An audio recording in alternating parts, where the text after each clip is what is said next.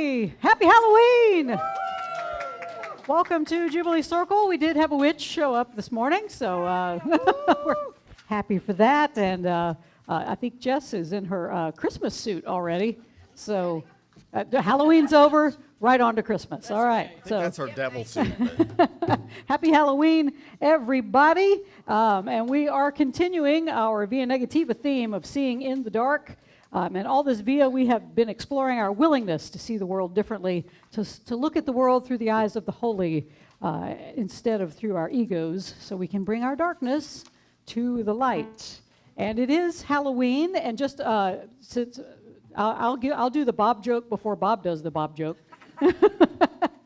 What do you call what does a dyslexic zombie say? Brian's.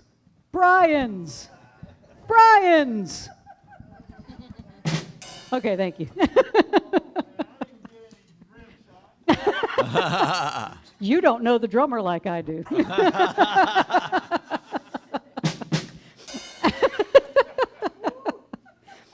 The origin of this day, Halloween, it dates back to some 2,000 years ago to the Celtic festival of Samhain that marked the end of the summer harvest and the beginning of the cold, dark winter. So on this day, the Celts believed that the veil between life and death was at its thinnest, and that those who have previously departed could come back into this world. And so they would celebrate with bonfires and dress up in costumes.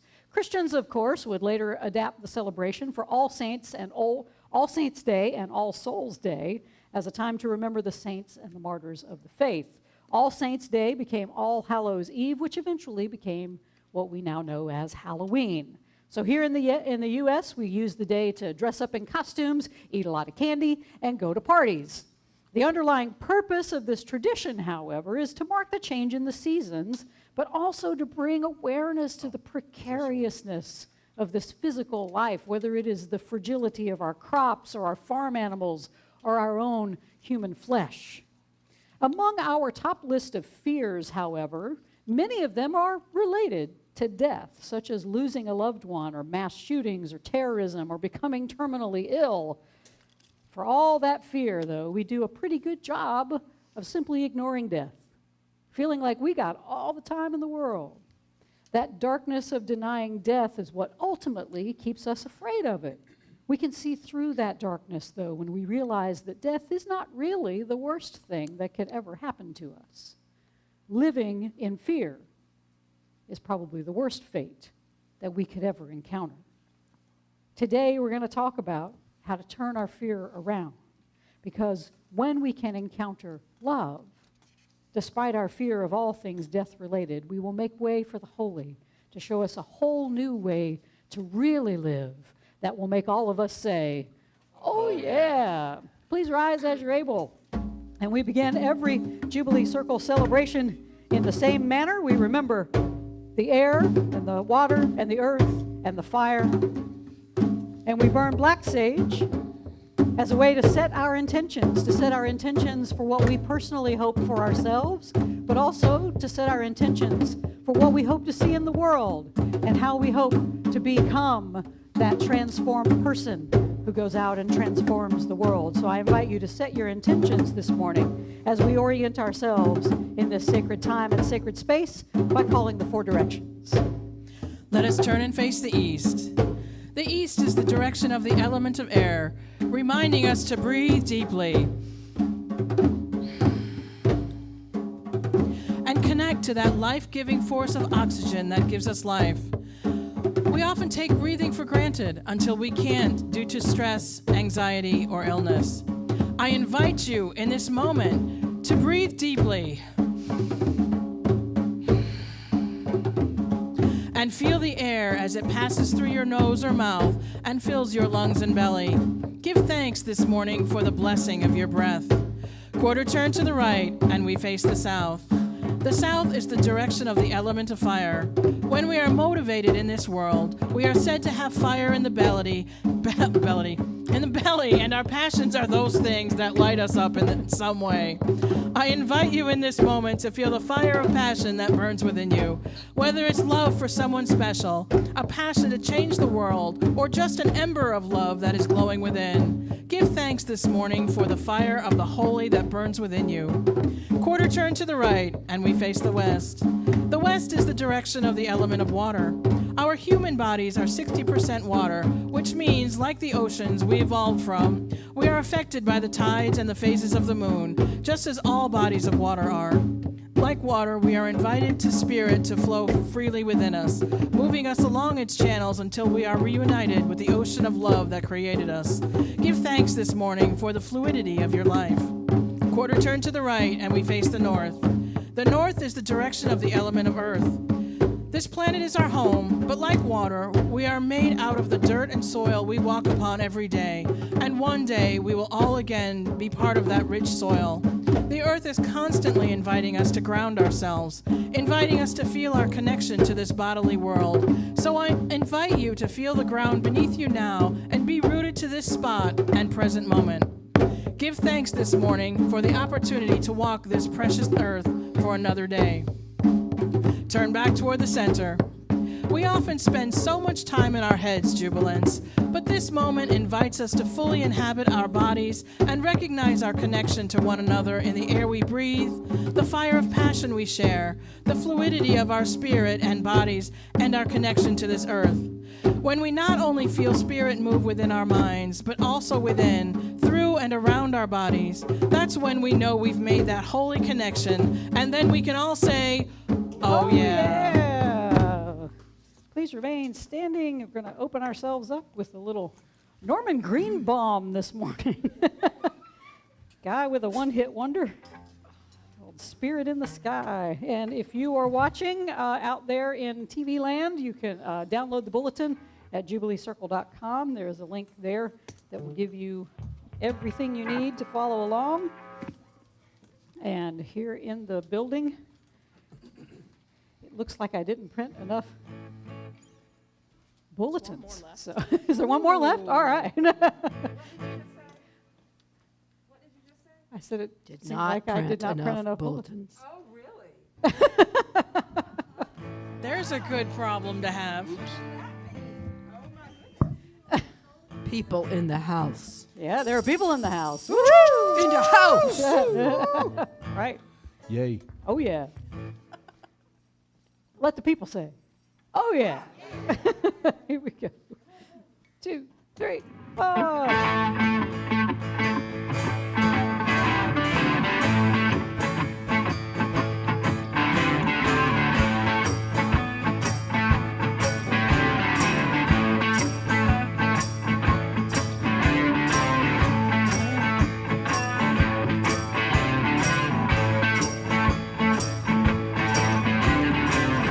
When I die and they lay me to rest, gonna go to the place that's the best.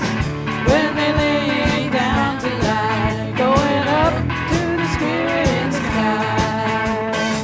Going up to the spirit in the sky. That's where I'm gonna go when I die. When I die and they lay me to rest, I'm gonna go to the place that's the best.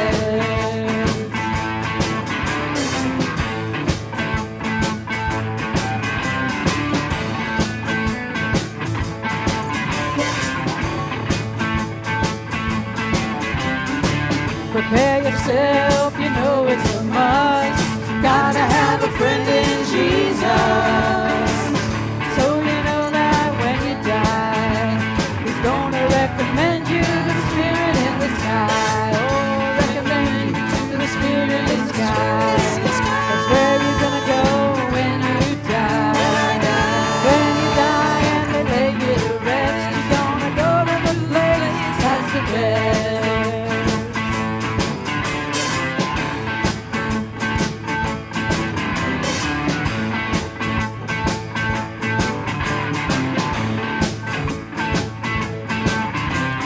Never been a sinner, I've never sinned.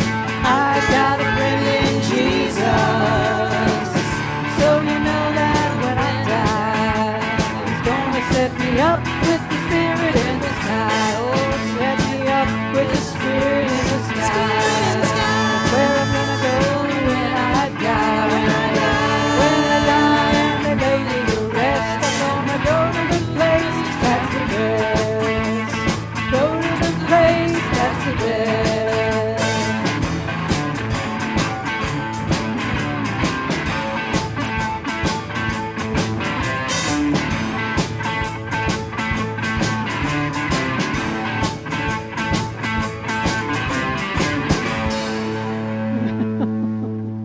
Oh yeah, you may be seated.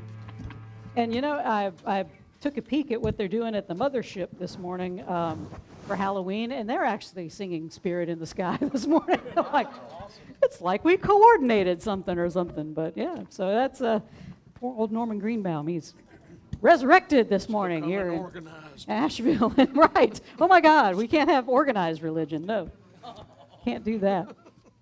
So welcome everybody again to Jubilee Circle. We are an inclusive, progressive, interfaith community here in Columbia, South Carolina. We teach the timeless common wisdom of love and unity that is found in all mainstream religions, in metaphysical philosophies, mysticism, and inspired secular and religious writers throughout the ages. And we use popular music, we use teaching and weekly celebrations and educational and artistic events and other community building activities to try to create a space for everybody, whether it's online, whether it's here in the building, to experience their own transformation so then they can go out and be a force for transformation in the world. And we believe that we are here to expand our souls, to find a deeper meaning in life, to renew our commitment to love and peace and justice, to learn how to love wastefully and undergo a transformation from the inside out, to discover how we can live more fully into our higher divine self. We also recognize we're part of God's good creation. We are formed in love and in joy, but we humans, we often forget this. We believe instead that we're lost in this world of paradox, where we encounter others as either beautiful or ugly or good or bad or generous or stingy or mean or kind or loving and recalcitrant. Why do I have a block on that word? It's just amazing. But let us remember our true function here at Jubilance. It is to continually return to that home that we've never really left, that home of unity, while we embody and be an open channel for the love that created all of us. Oh, yeah. So coming up next Sunday, next Sunday, November 7th. Okay, a few things about Sunday, November 7th that are very important. Number one, time change. We fall back get an extra hour of sleep, right? Yeah. So we fall back next Sunday. Our service will be centering on how to see through our darkest thoughts. We'll be using music from the Kinks. And there's also another very, very, very, very important thing about next Sunday. We will begin our series of two town hall meetings to create the future of Jubilee Circle together. COVID has done a number on a lot of organizations and churches and businesses, everything out there. It's a different world. And so a lot of people have gotten used to just having a lazy Sunday morning, and I don't blame you one bit. I am quite envious. I haven't had a lazy Sunday morning in 10 years, 15 maybe, anyway. So I get it. I completely understand that you like the Church of the New York Times more than anything else, so I get it. But Jubilee Circle is an integral part of this community, and we want to figure out what y'all want from us, what needs we can meet, how we can be an integral part in your life again. And so we want to gather. We will gather here in the building or on Zoom, depending on location where you are and your comfort level with being in a crowd. So we will offer a hybrid meeting next Sunday right after service around 12:30 or so. The same Zoom link that you've been using that's been in the bulletin all this time will be the link that you will use to join us online. And for those of us who are going to gather in the building, we don't want anyone getting hangry, so we're going to have a potluck. So bring some food and snacks to share so we can all enjoy our time together and not be hungry. And we will just ask a few questions and try to get some feedback and see where everybody is and what we want the future of Jubilee Circle to be. We had planned in 2020 to have our 10-year anniversary, and maybe next year we can have the second anniversary of our 10-year anniversary. Something like that. It'll be 12 years.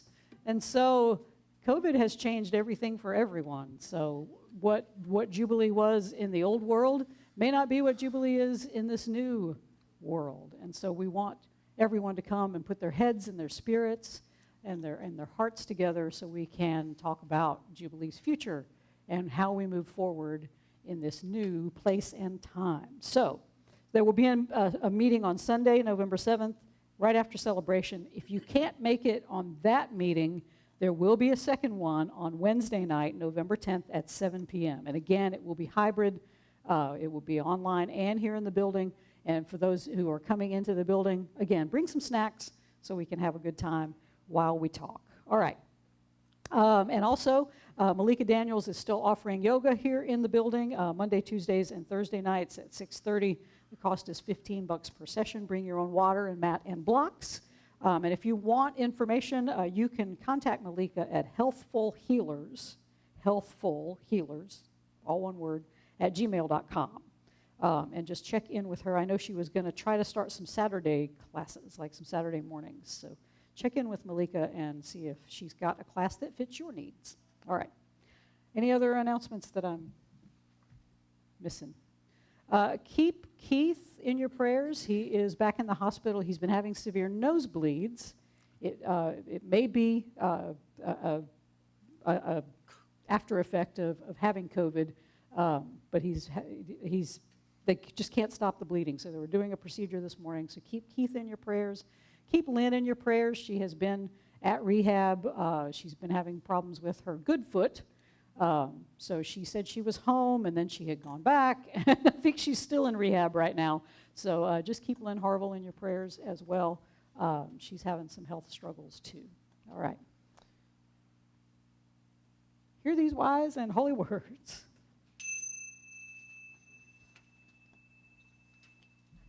From A Course in Miracles, Chapter 8. All forms of sickness, even unto death, are physical expressions of the fear of awakening. They are attempts to reinforce sleeping out of fear of waking. This is a pathetic way of trying not to see by rendering the faculties for seeing ineffectual. Rest in peace is a blessing for the living, not the dead, because rest comes from waking, not from sleeping. Sleep is withdrawing, waking is joining. Sleep is no more a form of death than death is a form of unconsciousness. Complete unconsciousness is impossible. You can rest in peace only because you are awake. From the Jesus Story, John 12:24 and 25. Very truly, I tell you, unless a grain of wheat falls into the earth and dies, it remains just a single grain. But if it dies, it bears much fruit. Those who love their life lose it, and those who hate their life in this world will keep it for eternal life. From the letters of the Apostle Paul, 1 Corinthians 15:22, 42 through 45 and 54. For as all die in Adam, so all will be made alive in Christ. What is sown is perishable. What is raised is imperishable. It is sown in dishonor. It is raised in glory. It is sown in weakness. It is raised in power. It is sown a physical body. It is raised a spiritual body. If there is a physical body, there is also a spiritual body. Thus it is written, the first man, Adam, became a living being. The last Adam became a life-giving spirit. When this perishable body puts on imperishability, and this mortal body puts on immortality, then the saying that it is written will be fulfilled. Death has been swallowed up in victory. These are wise and holy words. Thanks be to the holy. All creation is holy word. All creation speaks volumes of the holy. Hallelujah. Let's stand and sing. And you can greet one another during this song. You can either touch elbows, wave. Go all in on the hugs if you feel it. Go ahead.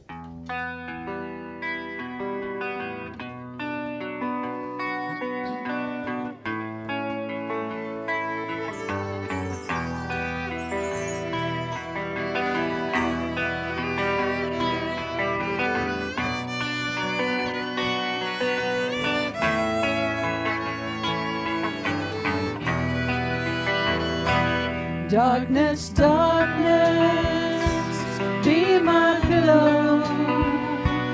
Take my hand and let me sleep in the coolness of your shadows, in the silence of your deep.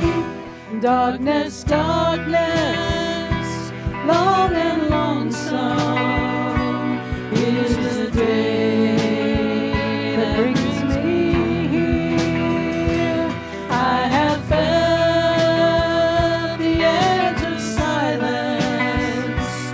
I have known the depths of fear. Darkness, darkness, hide the enemy for the things that cannot be. Keep my mind from constant turning towards the things I cannot see. Darkness, darkness, long and lonesome is the day that brings me here. I have felt the edge of silence. I have known the depths of fear. Darkness, darkness, be my blanket. Cover me with endless night. Take away the pain of knowing. Fill the emptiness of right now. Darkness, darkness, be my pillow.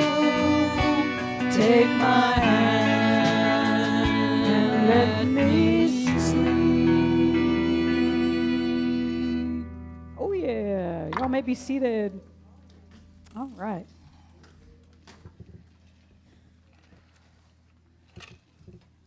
So our song this morning is one that I have wanted to do forever and ever, but I have never had enough vocals to accomplish it, because you need more than one voice. So, bless you. Yeah. So, this song is from Blue Oyster Cult, and it's called "Don't Fear the Reaper." That's right. Bob's got. Beth is with it on the cowbell, y'all. More cowbell. This is from their 1976 release, Agent of Fortune. And it's a fun song to play. Yeah, it is.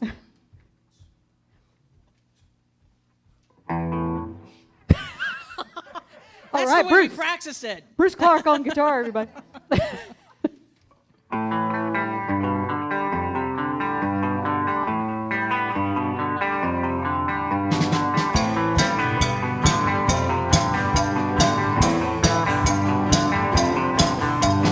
All our times have come here, but now they're gone.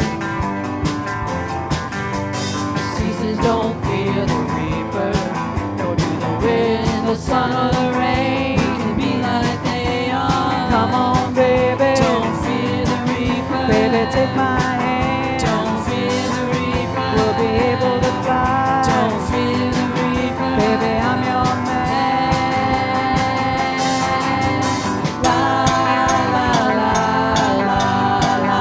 More cowbell. La la la la la.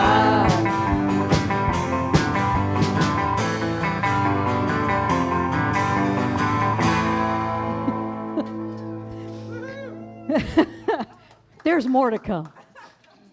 Back many years when I was teaching a comparative religion class at Midlands Tech, the final assignment was the much dreaded group project where students had to invent their own religion. And their religions had to have everything religions have. They had to have a founder, dogma and doctrines, styles of worship and gathering, initiation rituals, and the all-important question of whether the religion embraced an afterlife, some sort of afterlife, whether it was a heaven, hell, purgatory, or maybe reincarnation. So students, of course, grumbled about the project. That was the fun part for me. Being on the other end, I could, But, many of them came up with some really brilliant religions based on everything from football, which was kind of a gimme, that football, shopping, capitalism itself. They crafted religions around all of these things. And they were all valid forms of religious concepts and beliefs. But curiously, out of all of the ones that I did during these times that I was teaching, there was one thing missing from every single religion these students came up with. Any guesses? I heard it back here. Hell. There was no hell. There was no eternal punishment in any of the religions. In fact, the majority, you guys probably get this, the majority of the religions they invented had some form of what? Heaven? Reincarnation. That's it. A promise that you would come back and do this all again, only you can try to get better at it next time. I'm with you, Deb. I didn't want to come back. I was curious about this, so I quizzed them.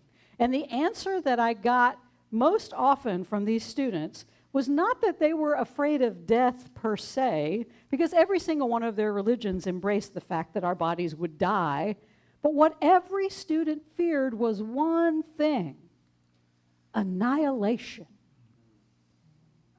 They were afraid that their lives would end by being cast into some black nothingness, and more importantly, in this world, they would be forgotten. And I told him, annihilation sounded like heaven to me. I mean, you're not going to know anything. You don't know whether you've even been there, done that, and been remembered or got the t-shirt. You don't know. Why would it matter? But this fear was very deep within my students. And it seems that fear over what happens after this bodily life is over is pretty common, not just a fear of annihilation, but there are some people who suffer from apeirophobia, which is the fear of an eternal life that goes on forever and ever without an end or an amen. Wow. I know. I think, though, the problem of our fears stems from how we think about consciousness, either in annihilation or eternal existence. Our ego has us convinced that no matter where we go, into oblivion or some eternal heaven, we will still exist as we are right now, with our likes and our dislikes and our stories and our thoughts and our feelings and our beliefs. And from that point of view, I can see why it would cause so much fear and loathing. I don't want to be this me forever. That sounds like hell.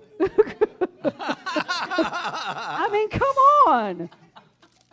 I like me well enough, but how terrifyingly boring would it be to be this me forever and ever? Oh my God. So A Course in Miracles gives us a different way of thinking about the consciousness that inhabits not just our bodies, but the bodies of everyone we see around us and those we believe are separate entities from us.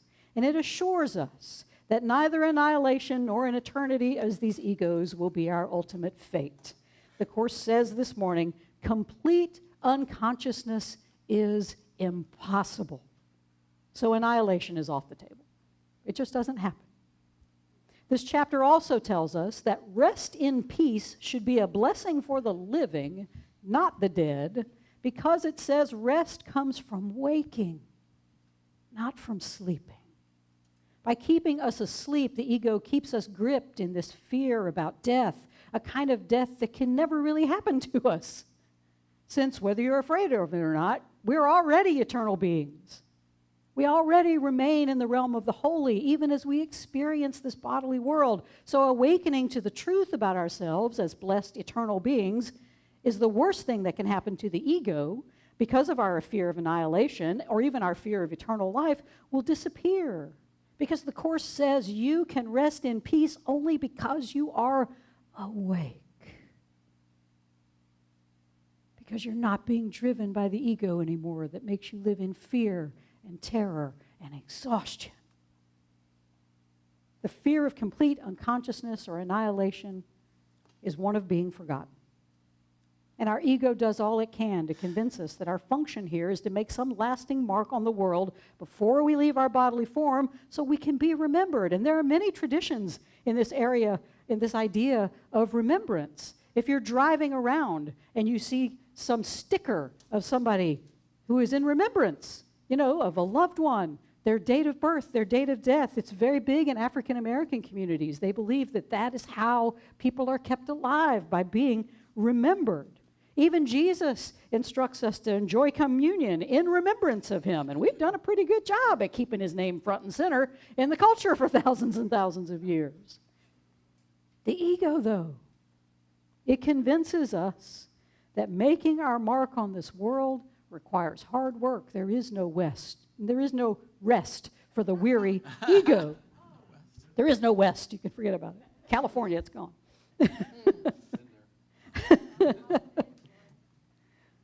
But the ego says you got to work hard. There's no rest for you. So some of us employ some benign ways to accomplish our worldly immortality. We want to write the great American novel. We want to cure cancer. We want to become a rock star or some other celebrity. We want to be a popular social media influencer these days, a great teacher or some sort, or leader.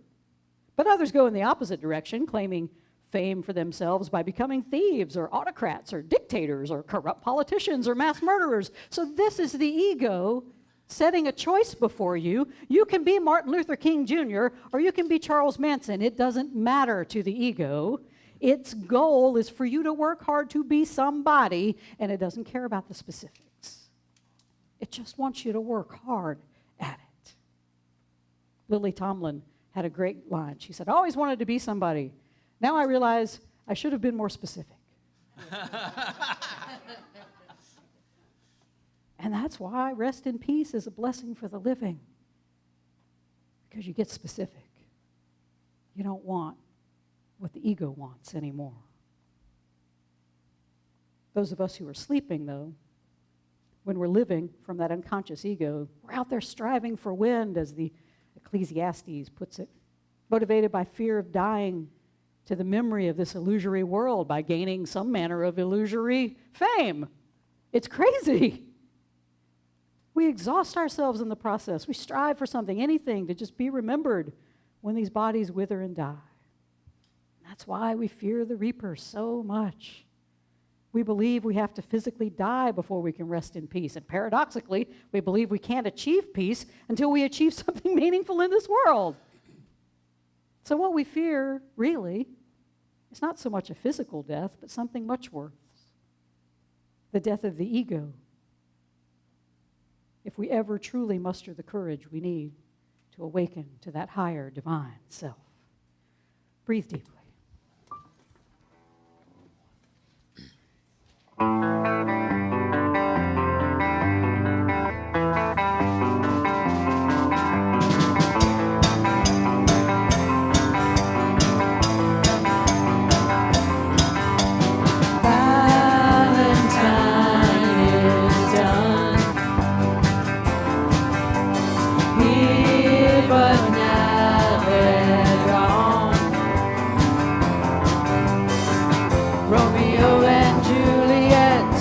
Together in eternity, Romeo and Juliet, 40,000 men and women every day, 40,000 men and women every day, another 40,000 coming every day.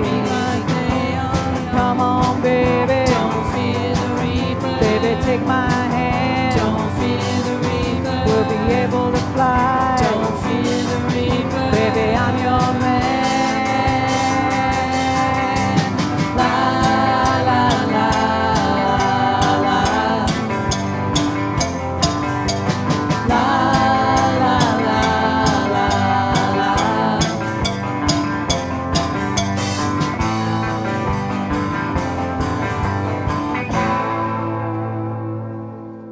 Began studying A Course in Miracles, I was really unsettled by its insistence that death does not exist. Now, I thought this was demonstrably untrue. given that every single one of us experience a physical death. What I've realized is, though, that the death that the Course says is impossible is the death of our higher divine self. The ego, though, convinces us that there is no such thing as that higher divine self, and to believe in such a thing that is eternal and timeless and changeless is insanity. And I got to admit, the ego has some pretty good arguments against this higher divine self mumbo jumbo. The ego can show us countless ways that we can die in this world. And it can make endless and convincing arguments about how woo-woo and ridiculous it sounds to even talk about a higher divine self that you can't see, you can't hear, you can't touch it or taste it or smell it. And this, of course, is where we go off track, trusting the ego's bodily senses to tell us anything about the true world of spirit. The ego's tell, though, is this. You know, everybody on a poker table has a tell. So the ego's tell is we're not so much afraid of physical death as we are afraid of the little deaths that we die every day. Those mental and psychological and emotional deaths we encounter when we feel shamed or abandoned or lonely or fearful, powerless or marginalized in some way. And that's because the death we fear is to those things that our ego has convinced us are our true identity. Our ego has convinced us this is who we are. So the ego, it's not really afraid of your physical death. It doesn't care whether you live or die. It's afraid of its death as the creator and the driver of your identity. And that's exactly why Jesus talks about the necessity of that grain of wheat falling and dying to bring forth new and abundant life. He's talking about why we must embrace those moments when our egoic identities die. We have to seek them out. In fact, find those patterns of ego that are ruling us, that are becoming our identities, and die to those identities. Because the moment that we allow the egoic death occur is when we become fruitful. You know, my ego once told me, back in my 20s, the most fearful thing that could happen to me, this would be a death to me, was that people would find out I was a lesbian. It's laughable now, right? But I was afraid. Back then I was so scared because I was raised a Southern Baptist. I was an abomination. That's what I thought. And I was afraid that those I loved would hate me, that they would abandon me, and that those I didn't know would reject me outright, maybe do some form of violence to me. So I spent decades locked in a closet of fear and loathing. But my ability to die to that fear has produced much good fruit, including an online spiritual magazine that I started for LGBTQ people back in 1996, a book I published years later based on that, years of activism in the LGBTQ equality movement that has helped others die to their own egoic fear of coming out and embracing their healing in their sexuality and spirituality. Now, I rest in peace with my sexuality and my spirituality. There's no one who can take that peace away from me. And it came about only because I was willing to allow my ego's fears about coming out to fall away and die. And that is the death that does not exist. The ego's insistence that we will die if people know our secrets, that they will abandon us in some way. The ego wants to keep us asleep in that darkness of fear, that place where there is no true peace, where there is only exhaustion. The Apostle Paul, in his first letter to the early Jesus followers in Corinth, he makes this argument, even back then, that the death our ego says exists isn't real. He likens the ego to what is sown, which is perishable. But he says what is raised is imperishable. Now, when we go look at the Greek, it gets fun. What is sown is always in darkness. That's the seed that is asleep. What is raised, though, according to the Greek word agyro, here's your Greek lesson, agyro. That Greek word means awake. That's a euro. It's a little different, right? Would like an gyro, please. Heavy on the tzatziki. But Paul is literally telling his followers and us today that only our sleeping ego can die. But what is eternal is what is awake. Jubilance within each of us is a higher divine self that is awake. It is already eternal. Our ego, Paul says, is sown. It is planted in this physical body, but it is raised or awakened in our spiritual body, which we also have in this moment. We were created, Paul says, as Adam, or Adam, which doesn't mean just one guy, it means humankind. So Adam is created as living bodies, but our higher divine self, he says, is that life-giving spirit. We have both a body and a spirit.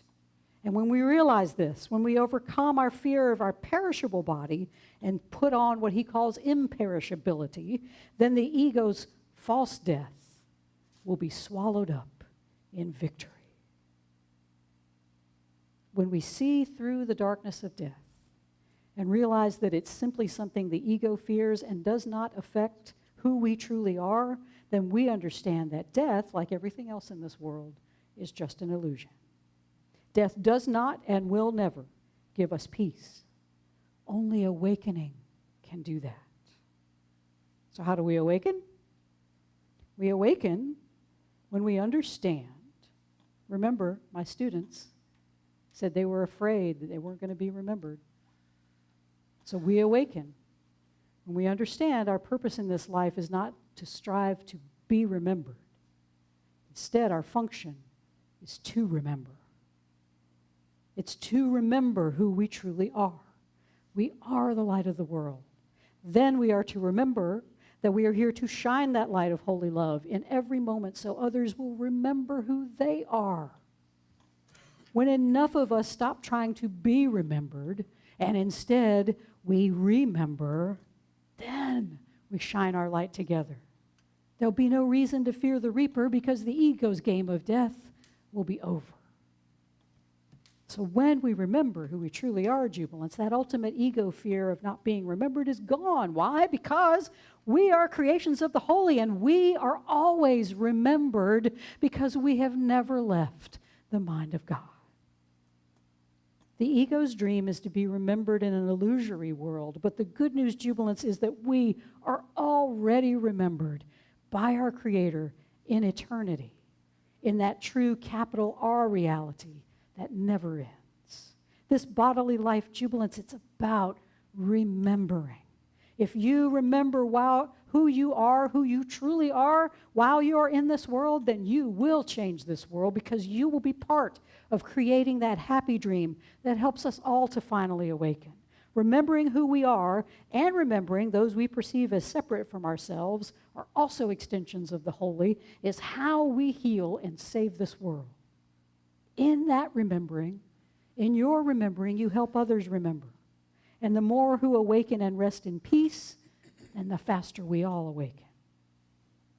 Our mission, though, is not to be remembered for our money or our fame or our power or influence in the world, but whether or not we formed deep relationships with one another. How many lives we changed and healed with the holy love that comes through us when we touch and live into that spacious awareness that is our higher divine self. This is a measure of success.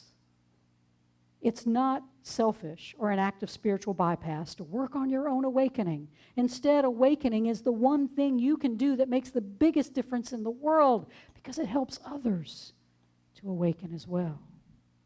If you awaken, and you touch that spacious awareness within, then you become that awakened person. You still got your own history. You still got your life and your stories and your job and the people that you love, but you will rest in peace while you are still alive because you have allowed the ego's fear to fall away from you and die. And what grows in its place, Paul tells us, is a life-giving spirit that emanates from your very being. Jubilance. there's no reason to fear the reaper, because we are all part of that eternal wholeness that flows without beginning or without end. And I don't know what else in the world could make you say, oh, yeah.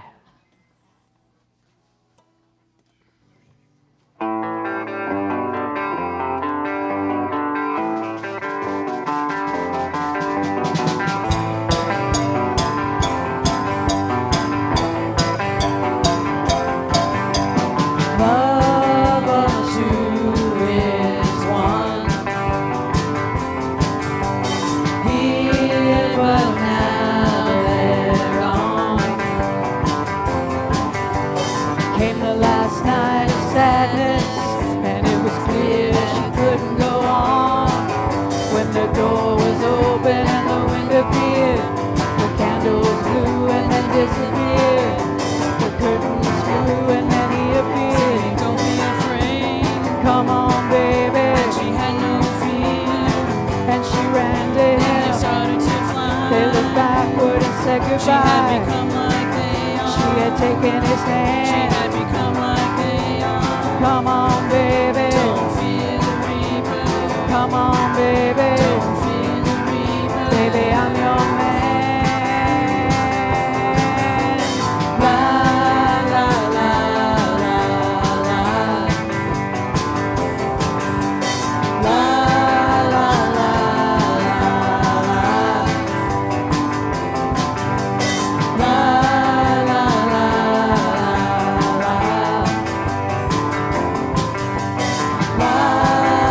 la.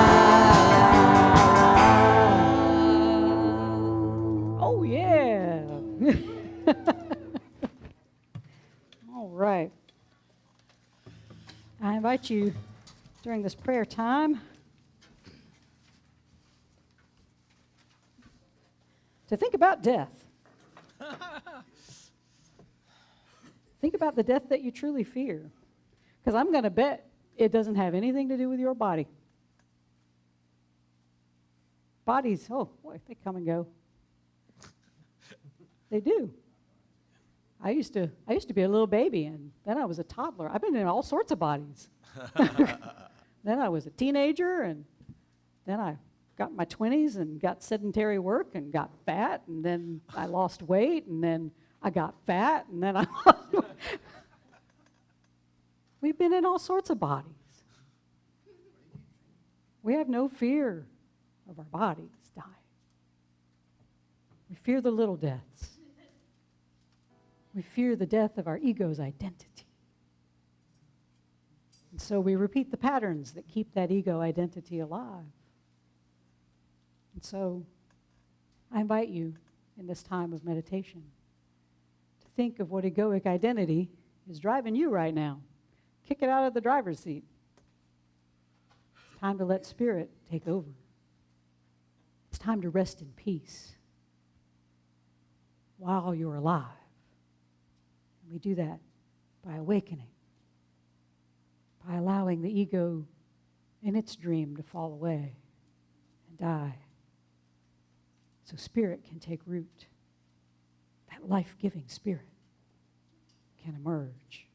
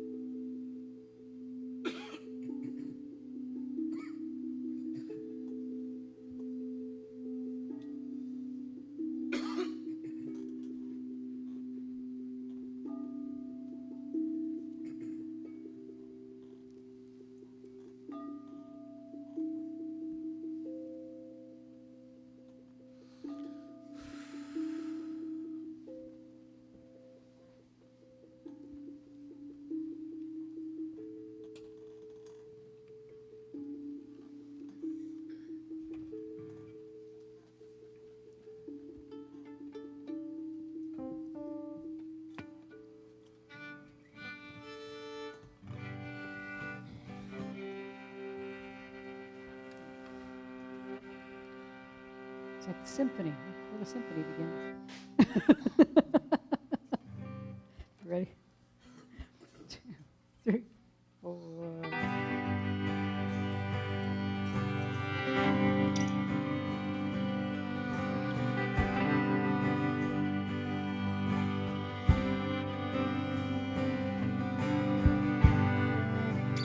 Everything is sacred.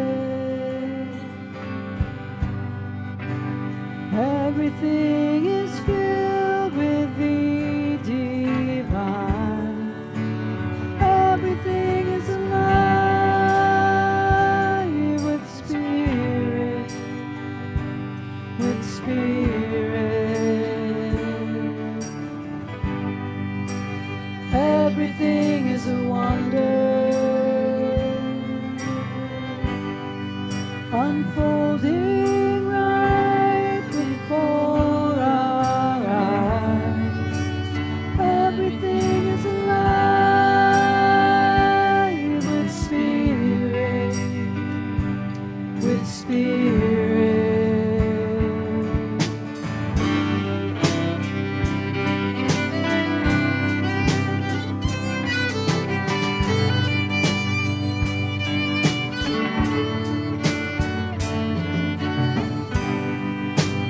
Everything is a blessing, bursting from the earth and sky. Everything is alive with spirit, with spirit. Everything is sacred. Everyone is filled with the divine.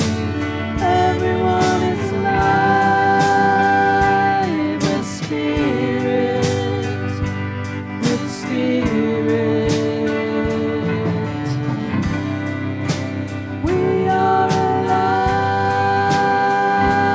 with spirit, with spirit. We are alive with spirit, with spirit. Everything is sacred.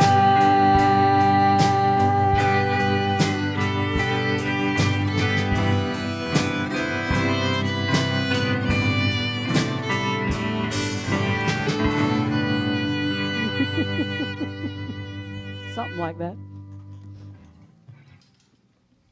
We were singing that song in a Halloween spirit. Everything is scary. Especially that guy over there who's big and hairy. Wonder if he's alive. Oh my God, he's alive! We have fun beforehand. This is why you should come to Jubilee Circle here in the building. And the building is open. And thank you to everyone who has kept us alive. It's alive! Jubilee is alive! Thank you to everyone who has kept Jubilee alive during the horror that has been COVID. And so thank you all so much for keeping us here in this building. And we want to stay in this building, and we want Jubilee to be the best that Jubilee can be going forward, and that happens with your help. And so we ask very humbly and gratefully for your monetary support, as well as your moral support, your talents, your time, tithes. It takes all of that to keep everything going here at Jubilee, so we can be the place that transforms people who then go out and transform the world. So thank you so much for your continuing support. If you would like to give, you can go to jubileecircle.com. There is a donate button there, and you can give through PayPal or through Venmo. And if you like to write old-fashioned checks, you can send one to Post Office Box 4611, Columbia, South Carolina 29204, and we will receive it with gratitude. And we will meet in our Zoom room coming up after this celebration. And if you would like to access that, go to jubileecircle.com. There will be a convenient, handy-dandy link right there. And And if you are, we will Zoom both in the room and through the Zoom. We will have our little discussion, and you're welcome to stay for that. If not, have a wonderful week. And remember what our friend Meister Eckhart has told us, that if the only prayer you ever say in your entire life is thank you, it will be enough. And that is because when you are grateful, you cannot grumble. Grievance and gratefulness do not go together. So when you are praying in gratitude, you are in the presence of your higher divine self. You are awakening. You are resting in peace. And that is what I wish you this week and every week, Jubilants, that you rest in peace. That you awaken to that peace that passes all understanding. That peace that makes you say, oh yeah. We all walk together, hand in hand, side by side. We all walk together, with hearts and arms open wide. Make our way by walking, in love we will abide. The path is always open, and no traveler is denied. So open up your heart, Lord, get those tears and cry, because we all walk together, hand in hand, side by side. We all walk together, hand in hand.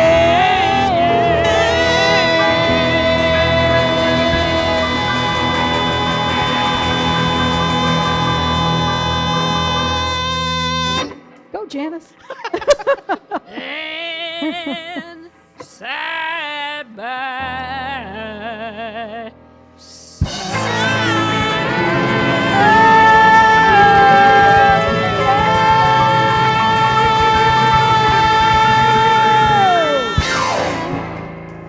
One sad note to mention as we depart this morning, Janice Mewborn is leaving the band.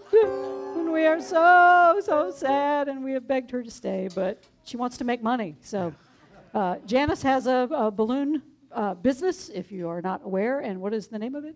Balloonopolis. Balloonopolis, and it is in Lexington. Right. And so Balloonopolis for all of your good party needs, even your bad party needs. It doesn't matter.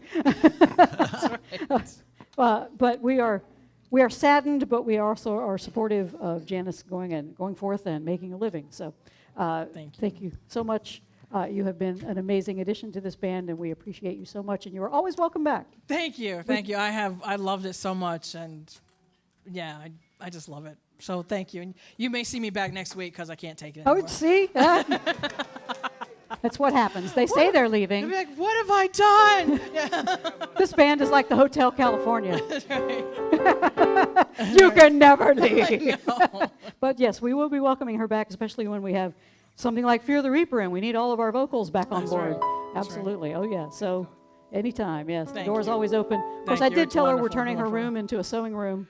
Yeah, really. They've already got Or plans a for my game room. space. It's Yeah, all right. we've already planned it out. So it's Yeah. like, oh, but you can sleep on the air mattress Yeah, back exactly. there. Yeah. That's right.